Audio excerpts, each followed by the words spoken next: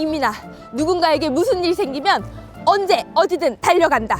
일꾼 시키신 분, 일꾼 시키신 분, 일꾼 시키신 분. 여기요. 요즘 식중독 위험하다고 많은 분들께 꼭 알려주세요. 식중독? 요즘 같은 날씨에? 아무튼 접수 완료! 슝! 팀장님, 요즘 날씨가 덥지도 않거든요?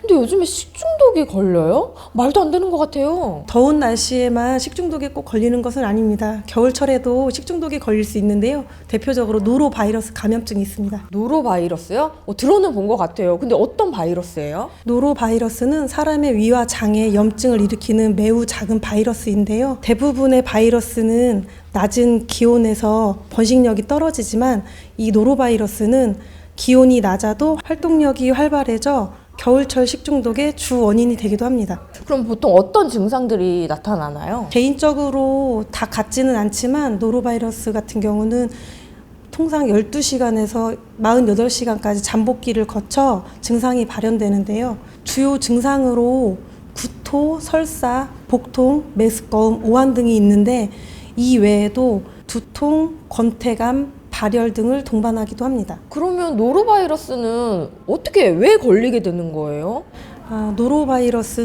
노로바이러스에 감염된 음식이나 음료수를 음용했을 때 걸리기도 하지만 감염된 사람한테 토사물이나 분변 같은 거를 단순히 이렇게 닦는 행위라든가 소독까지 이루어졌는데 소독하지 않았을 경우에는 이 바이러스가 어느 정도 생존을 하거든요. 그거에 의해서 2차 감염이 일어나는 경우가 어린이집이나 이런 집단 생활 하는 데서 대부분 일어나기도 합니다. 그냥 깨끗이 닦는다고 닦았는데 그렇게만 닦으면 안 되고 정말 락스나 이런 걸로 해서 닦아야 되는 거예요, 그러면? 시중에 나와 있는 소독제로도 소독하셔도 되고 집에 있는 락스를 일정 비율 희석해서 쓰셔도 충분히 소독 효과가 있기 때문에 바이러스 감염을 예방하는 데에는 소독이 참 중요합니다. 아까 어린이집에서도 많이 걸린다고 하셨는데 특별히 좀 취약계층이 있을까요?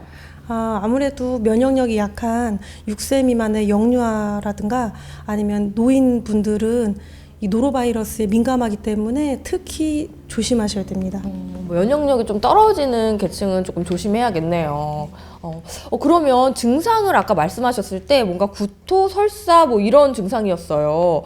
근데 그럼 낳기 위해서는 먹지 말고 그래야 되는 건데 어떻게 아무것도 안 먹고 굶어야 되나요, 그러면?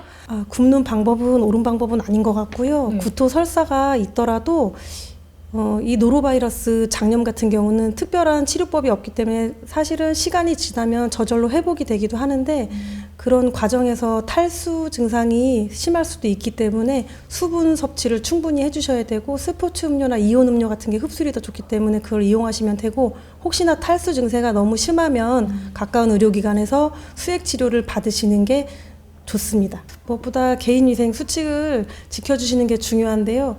30초 동안 흐르는 물에 손 잘 씻기, 그리고 변기 뚜껑 닫고 물 내리기, 음식 꼭 익혀 먹기, 그리고 증상이 있으면 음식 재료 만지지 않기 등이 있는데 제일 무엇보다 중요한 거는 개인 위생 수칙을 준수하는 게 가장 중요합니다. 여러분 들으셨죠? 식중독 한여름에만 위험한 게 아니라 요즘 같은 날씨도 위험하다는 것. 상온에 오래 보관한 음식 절대 드시면 안 됩니다. 안 돼요, 안 돼.